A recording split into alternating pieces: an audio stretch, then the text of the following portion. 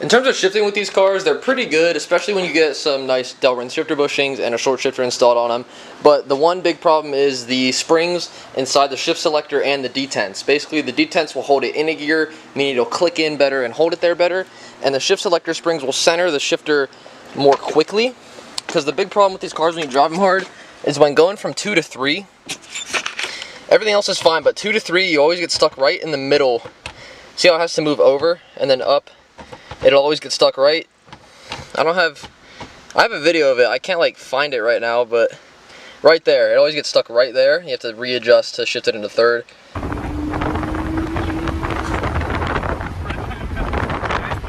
So I got the race shift selector springs from Vision 1 Racing, and I'll go ahead and install those today along with the detent springs, which will make it click into gears better. Overall, this will just make the shifter feel way nicer overall, so I'm pretty excited to do it, and I'm going to show you guys how to do it because it's not too difficult. And I also wanted to say that Peter from Vision 1 Racing has a video about this already, so if you guys want to watch his video, go ahead and do it. I'll probably link it up here or in the description, but I'm going to go ahead and get started. The first thing I'm going to do is take off this airbox assembly just because it'll free up all the room on top of the transmission, which is where you need to access for the selector and the detent springs.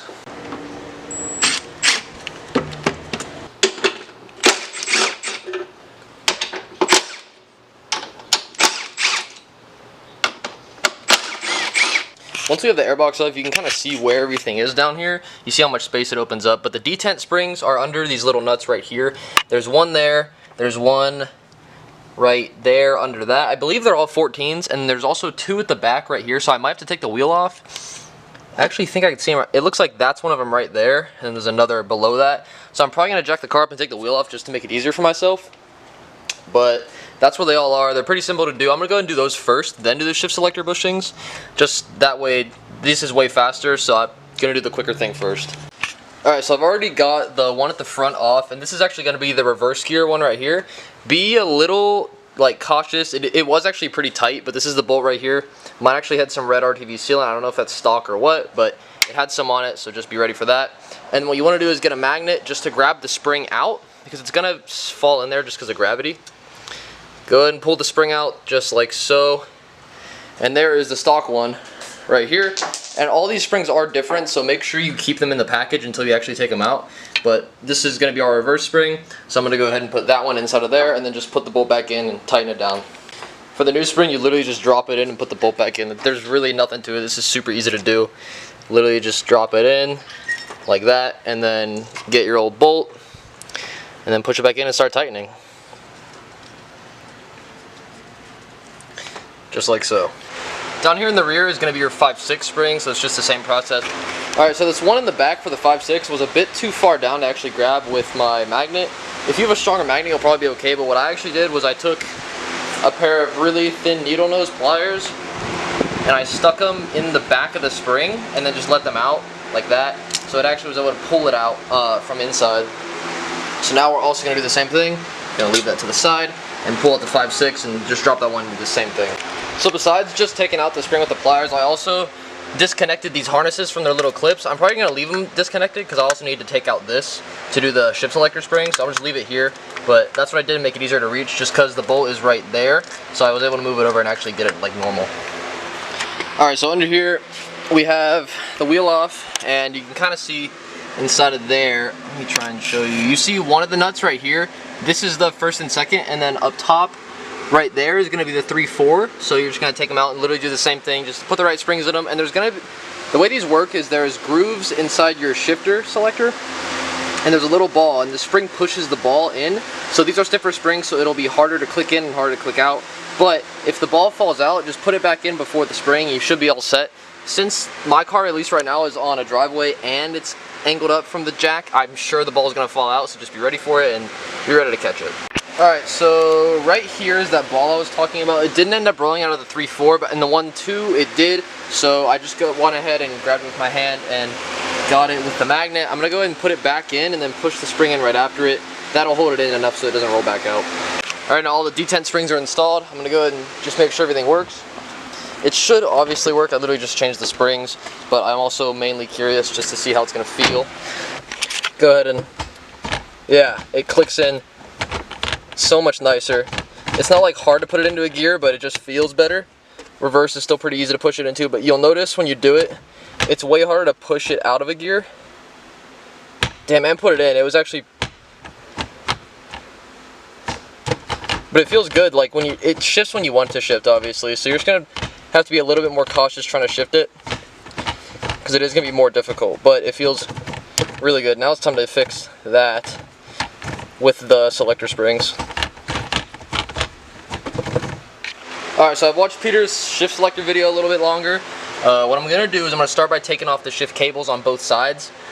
Alright, so what I've gone ahead and done is taken off the shifter bushings for the top and bottom cable down here. So now what you're going to have to do is take out 4 bolts around the side. There's one here, one there, one at the back, and then one right there.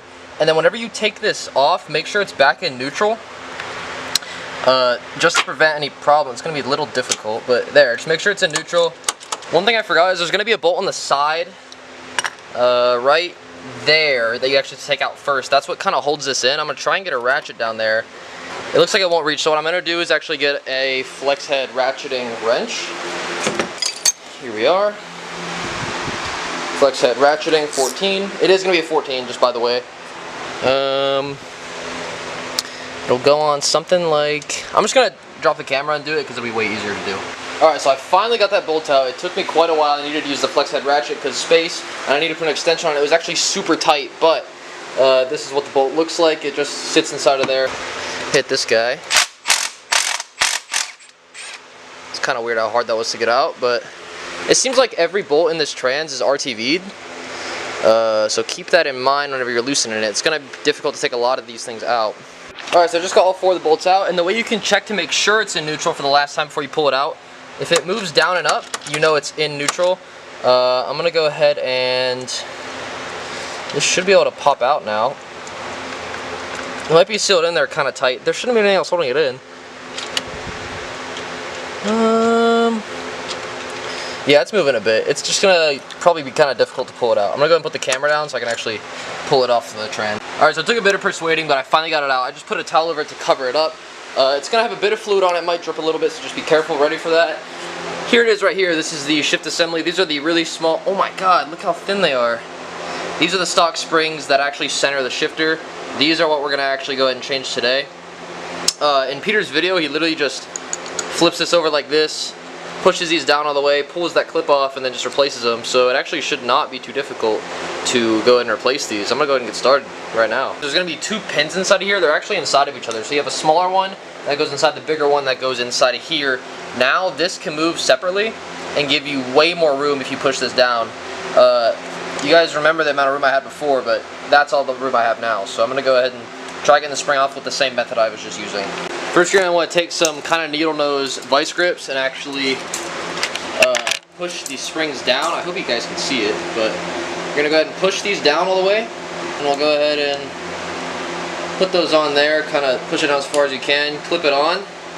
That way this won't come off too easily.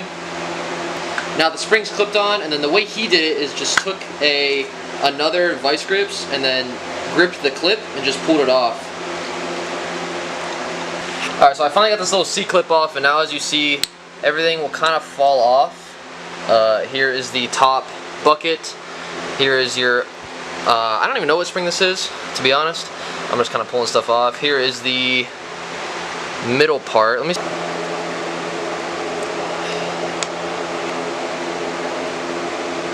Yeah, there you go. It just pulls off like so. And then your last spring. Now I'm going to go ahead and look at the Vision 1 racing video and see what springs go back in the order. And I'll go ahead and put them on. These are the Vision 1 springs. You can, I didn't even like realize they are way thicker. It's not even close, to be honest. Here's the Vision 1 springs. You just see how much thicker the springs themselves are. Look at this. You can easily compress it almost the whole way with just 3 fingers. These ones though, these are really hard to push down. I mean, they're not like super duper hard, but they're way harder than those, so these will actually center the shifter really good. I was asking if I should get street or race, but everyone said they regretted not getting the race ones, even though I daily the car. I told them that. They said get the race and I won't be let down. If anything, it's just going to be a little change of driving habit. So I'm going to go ahead and see which one these go in order with. One of them's red, one of them's black. I'm sure that's to help identify which ones go where. Alright, so I just looked at the instructions, and the longer black spring is actually going to be the 5/6 reverse, which goes on first. So go ahead and make sure this little bucket's down here. Slide that on. Then slide on the little retainer here. Make sure it actually holds the spring inside of it, just like that. Then you have to slide this on. I can't really do this with one hand though, so I'm going to have to switch over. This slides down, I believe, like this. Slides on there. Yeah, I think it does slide on that way. I'll go ahead and try and line this up a bit. This little bucket section is going to face this bigger weighted part of the shifter. Go ahead and put it down on its face like that. The other retainer, the red spring, and then the last bucket. This is going to be way harder to push down, but it is possible. So I'm going to go ahead and get the vice grips again. I'll tighten them down a little bit more because this is probably going to want to move. Go ahead and really push down on it. There you go, that's on now. And then, for the little clip that I actually had to take off of it, this kind of should just pop on. I'm just going to go ahead and do that and hit it with a hammer. There you go. The clip is now on. As you can kind of see right here, this is the little clip that retains it. So now, if I pop this off, as you see, it shoots back out, but it is now all installed. The springs are in just fine. I'm going to go ahead and line up this guy now. Let's see, it should be almost lined up. It's probably going to have to be pushed up a bit. Yeah, there's a little hole right there. So put the pins back inside the hole, and then you're basically set. I'm going to go ahead and just do it on camera because it's not too difficult. Again, the bigger one goes first. Hammer it in a little bit by itself.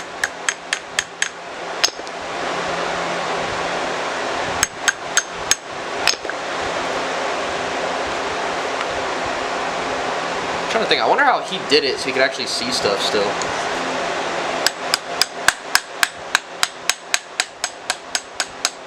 There it is.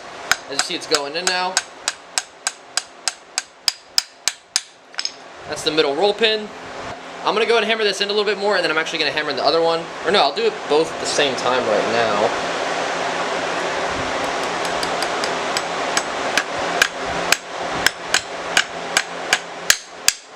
Now I'll just take like a screw, for instance. Go ahead and put it on top of there, and then hammer it a little bit farther in.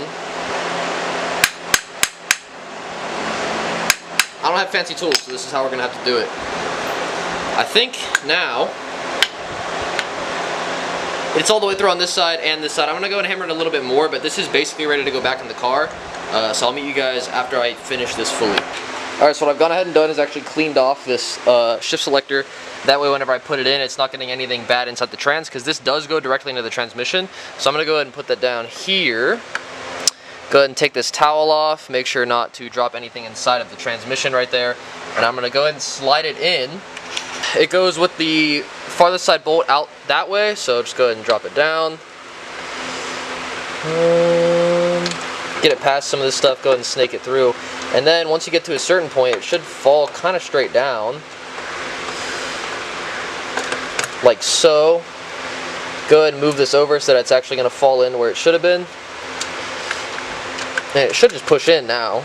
Right when I shut off the camera, it actually slid right in, so you just gotta kind of wiggle it around. Not too difficult, but just move it around a little bit until it just falls in. It'll drop down. I went ahead and put 2 bolts in and just kind of started finger tightening them. We're going to do the same with the other 2 of them. Alright, so all 4 bolts are now in. As you see, it's actually in a gear right now. I'll go ahead and move it to neutral. Just like that. I actually just drove them down with the impact gun. I didn't like tighten them because they are really small bolts. I don't have a torque spec, but I'm just going to go ahead and snug them with a ratchet. Now I'm going to go ahead and get that locking pin in, so I'm actually going to shift it over so I can put it in.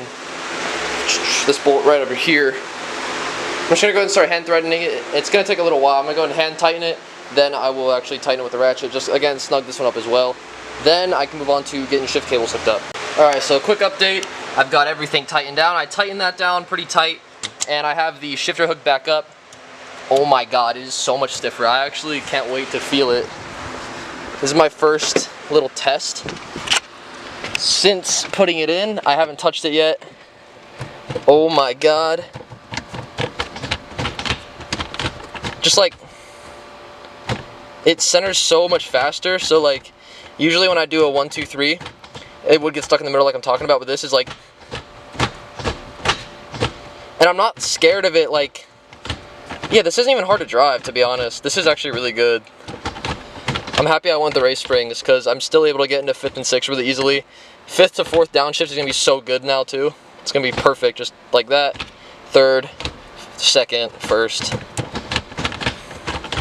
Wow, yeah, it's hard to like explain how much better this is, but just the feeling of it is so much nicer. It's way harder to push over, but it still shifts into every gear really nicely. I gotta take it for a test drive and actually like feel it with real aggressive driving. Wow. Yeah, no, this is super good. I'm really hyped on this. I'm gonna go and tighten everything down, then I'll be finished here. This is gonna be a little drive with the shifter springs installed. As you see, Selector and Detent springs are in. So we're gonna go ahead and just drive it. Oh, I was having an issue with reverse, but now goes right into reverse. That's the reason I don't have the shift boot right here. I just left it off in case I needed to actually push the cable forward manually, but it's been okay. I'll go ahead and give it a little pull right now and kind of show you guys how fast the springs are. They feel pretty good though.